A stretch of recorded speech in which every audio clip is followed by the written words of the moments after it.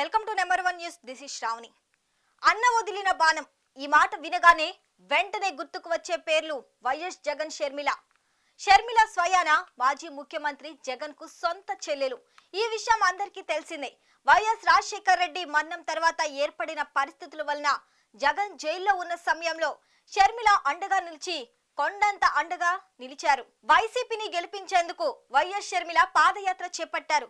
షర్మిల యాత్రతో ఆ తర్వాత వచ్చిన ఎన్నికల్లో వైసీపీకి ప్రతిపక్ష హోదా దక్కింది.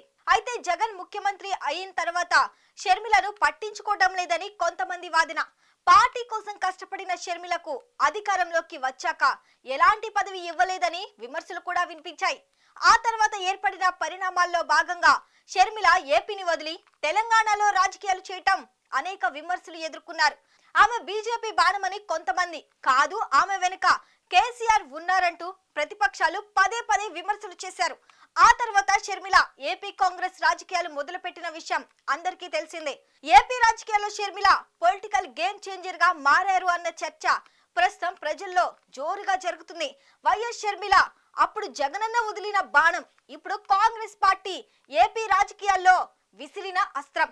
షర్మిల వివేక కేసులో ముందుకెళ్లటం, జగన్ రాజకీయాల్లో తీసుకునే నిర్ణయాలపై ఘాటుగా స్పందించడంతో జగన్ షర్మిల మధ్య దూరం పెరిగింది. జగన్ తన సోషల్ మీడియాతో అభ్యంతరకర పోస్టులు పెట్టించారని షర్మిల ఒక సమావేశంలో పేర్కొన్నారు. తాజాగా షర్మిల నిర్వహించిన విలేకరుల సమావేశంలో మరిన్ని విమర్శలు గుప్పించారు. జగన్ కు పారిశ్రామికవేత్త గౌతమ్ అదానీ 1750 కోట్లు లంచం ఇచ్చినట్లు అమెరికా ఏజెన్సీల దర్యాప్తులో స్పష్టంగా వెల్లడైందని షర్మిల అన్నారు. ఈ అవినీతి కేసుతో అదానీ దేశం పరువు, జగన్ రాష్ట్ర పరువు తీశారని ఆక్షేపించారు. అమెరికా ఏజెన్సీలు గౌతమ్ అదానీ మరికొందరిపై అభియోగాలు చేశారన్నారు. భారత్ అదానీ కొన్ని ఒప్పందాలు చేసుకున్నారని తెలిపారు. ఈ క్రమంలోనే కొన్ని రాష్ట్రాల సీఎంలకు లంచాలు ఇచ్చినట్లు వెల్లడైందన్నారు. 2100 కోట్లు చెల్లించినట్లు అమెరికా దర్యాప్తు ఏజెన్సీ తేల్చిందని చెప్పారు. 1750 కోట్లు జగన్ కు లంచం ఇచ్చినట్లు స్పష్టమైందని అన్నారు. లంచాల కోసం జగన్ ఆంధ్రప్రదేశ్ సొంత జాగీర్లా వాడుకున్నారన్నారు.